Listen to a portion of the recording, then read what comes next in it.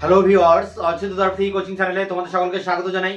আজকের এই ভিডিওটিতে তোমরা যারা নেতাজি সুভাষ ওপেন ইউনিভার্সিটিতে ইউজি বিডিপি কোর্সে হিস্ট্রি অনার্সে ফার্স্ট সেমিস্টার বা ফার্স্ট ইয়ারে পড়ছো, তোমাদের যে ইতিহাস অনার্সের উপরে যে সিসি 1, 2, 3, 4 এই যে 4টি পেপার রয়েছে, এই পেপারগুলির যে সাজেশন আসন্ন পরীক্ষায় 2024-এর ডিসেম্বরে যে টার্ম এন্ড এক্সাম 2024 ডিসেম্বর, এই সাজেশন বা 2025-এরও সাজেশন বলতে পারো, এই সাজেশন তোমাদের সামনে এই ভিডিওর মাধ্যমে প্রোভাইড করছি।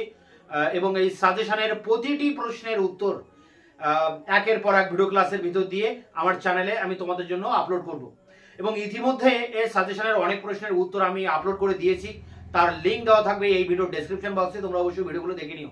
এছাড়া তোমাদের সাজেশনের যেসব প্রশ্ন বাকি থাকবে বা এখনো দিয়ে পারিনি যার উত্তর, সেগুলো খুব দ্রুত আমি একের পর এক ভিডিও ক্লাসের ভিতর দিয়ে বিস্তারিত আলোচনা ব্যাখ্যা সহ তার অ্যান্সারগুলো আমি তোমাদের সামনে নিয়ে আসবো।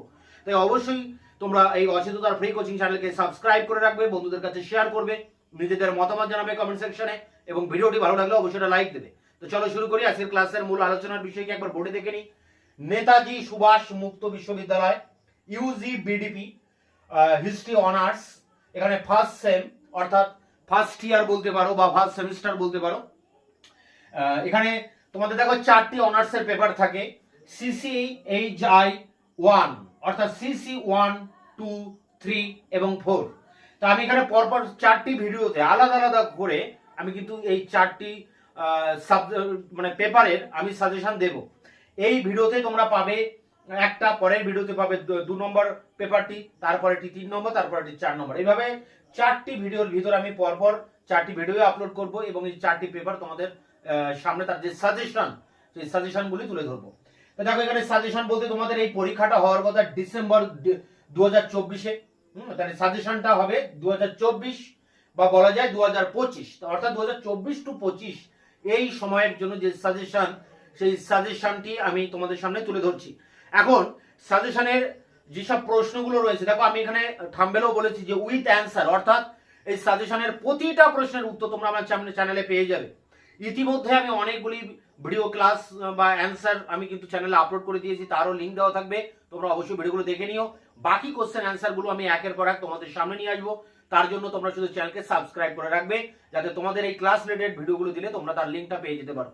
তোমাদের অনার্সে ফার্স্ট সেম বা সেকেন্ড সেম বা থার্ড সেম, যে সেম বা first year, second year, third year যেগুলোই আসুক না কেন, প্রত্যেকটা সেমিস্টারে প্রত্যেকটা ইয়ারের অনার্সে হিস্ট্রি অনার্সের প্রতিটা প্রশ্নের উত্তর, প্রত্যেকটা পেপারের কোশ্চেন অ্যান্সার সাজেশন সবকিছু আমার এই চ্যানেলে তোমরা পেয়ে যাবে। তো দেখো এখানে যে সাজেশন, তার সাজেশনে তোমরা জানো যে তোমাদের 50 নাম্বারের পরীক্ষা হবে। 50 নাম্বারের পরীক্ষা হবে, 2 ঘন্টার সময় 50 নাম্বারের পরীক্ষা।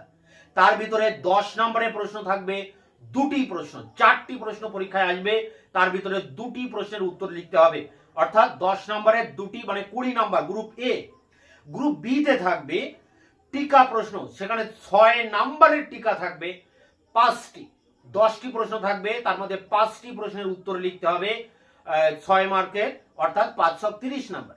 30 নাম্বার টিকা প্রশ্ন আর বড় প্রশ্ন 20 নাম্বার। এই 50 নাম্বারের কিন্তু প্রত্যেকটা অনার্স পেপারের পরীক্ষা হবে। তা চলো এবার আমরা অন স্ক্রিনে দেখে নেব আমাদের ফার্স্ট পেপার বা অন্যান্য পেপারগুলোর কি সাজেশন রয়েছে, সেই সাজেশনগুলো আমরা একবার অন স্ক্রিনে দেখে নেব। Netaji Subhas Open University CBCS syllabus অনুযায়ী ইউজি বিডিপি কোর্সে হিস্ট্রি অনার্সে ফার্স্ট ইয়ারে পেপার 2 এ term and examination December 2024 semester 1, suggestion 2024 to 25। এখানে 50 নম্বরের ফুল মার্কস, 10 নম্বরের প্রশ্ন 2টি আসবে 20, 6 নম্বরের প্রশ্ন 5টি আসবে 30। তা প্রথমে আমরা 10 নম্বরের প্রশ্নটা দেখে নেব যে কোন কোন প্রশ্ন ইম্পর্টেন্ট রয়েছে। দেখো এখানে যে টিক চিহ্নগুলো দেওয়া আছে, এইসব প্রশ্নের উত্তরগুলো আমি চ্যানেলে ইতিমধ্যে আপলোড করে দিয়েছি। দেখো প্রথম প্রশ্ন এক দাগে, প্রাচীন গ্রীসে পলিশের উদ্ভবের কারণ ও বৈশিষ্ট্য, বা পলিশের পতনও কিন্তু আসতে পারে, এটা আলাদা প্রশ্ন। তাই এই দুটোর মধ্যে একটা কিন্তু অবশ্যই আসবে পরীক্ষায়। 2, প্রাচীন গ্রীসের দাস ব্যবস্থা কেমন ছিল। 3, গ্রীসের ব্যবসা বাণিজ্য ভিত্তিক অর্থনীতির পরিচয় দাও। 4, এথেন্সের গণতন্ত্রের বিকাশ কিভাবে হয়েছিল। 5 দাগের প্রশ্ন দেখো, লৌহ প্রযুক্তি উদ্ভবের তাৎপর্য ও প্রভাব আলোচনা করো। 6, চীনের সাং যুগের রাষ্ট্র ব্যবস্থার বৈশিষ্ট্য আলোচনা করো। এবং 7 দাগের নব্যপ্রস্তর যুগে যাযাবর শিকারী মানুষ কিভাবে খাদ্য উৎপাদন করতে শিখেছিল। 8 দাগের প্রশ্ন, প্রাচীন প্রস্তর যুগের সংস্কৃতির বৈশিষ্ট্যগুলি লেখো। 9 দাগে পৃথিবীতে মানুষের উদ্ভবের ক্রমবিকাশের ইতিহাস লেখো। এবং 10 দাগের প্রশ্ন, চার্লস ডারউইনের প্রাকৃতিক রাজ্যে নির্বাচন তত্ত্বটি লেখো। এবং শেষ প্রশ্ন দেখো 11 দাগে রয়েছে ব্রোঞ্জ যুগে মেসোপটেমীয় সভ্যতার ধর্ম বা আসতে পারে বিজ্ঞানের পরিচয় দাও। দুটো আলাদা আলাদা প্রশ্ন, যে কোনো একটা আসতে পারে।